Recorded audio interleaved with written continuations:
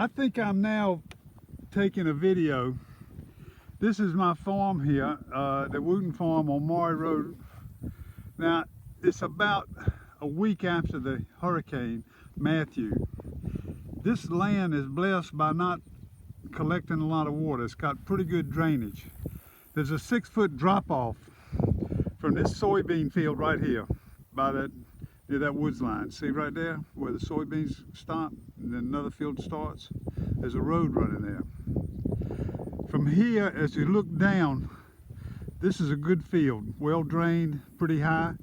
When it gets to that outbuilding there, it starts dropping until there's some pecan trees that have been damaged by the storm. And then by the time you go down that hill and get all the way down there, there's already 6 feet of drop off, which makes a raging torrent when there's a lot of rain. And it goes down this stream.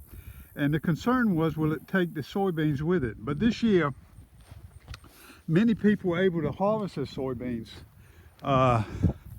in time. They got the soybeans before the first major water came through, the flooding, so they were able to save that. Cotton took more of a hit, the corn took more of a hit, tobacco. But the soybeans, being a plant that kind of clings to the ground, it was already far enough along in the season so that it was big enough to not get a hit. Now there's some fire ants and here's some soybeans. Now let's see how they're doing. They're beaten down by the weather. As you see, they're beaten down. They're not springing up looking real healthy. However, they're going to come back. See how they're beaten down? They're all beaten down. However, they're still alive. And look, it's full of beans right there. If you see, here's one right here, a bunch of them. They're full of beans. Now that's a good sign. I don't know if you can see my hand here. I'm trying to get it so you can see it. Let's see, how do I do that so you can see? I dropped the doggone thing. Okay, I'm trying to get it so you can see the beans. Do you see my hand? There they are. See those? Those are nice beans. The soybeans are going to hit maybe $1,000 a bushel. Excuse me, $10. They've been hovering around. They had a low of about $2. It runs in an 8-year cycle. 4 years it seemed to be going up from a low. We're catching on the rebound now. It went back down.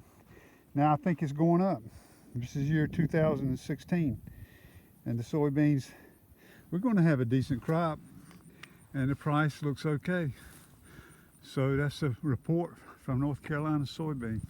This field maybe is going to spring back from the flooding here in eastern North Carolina and be able to make a good business. Okay, not everybody was fortunate because, especially the people who live near the river, this is high enough so it didn't flood too much.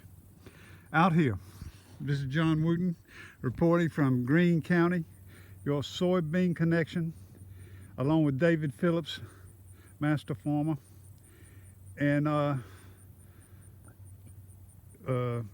Castro Guerrero. Okay, out here, all the best.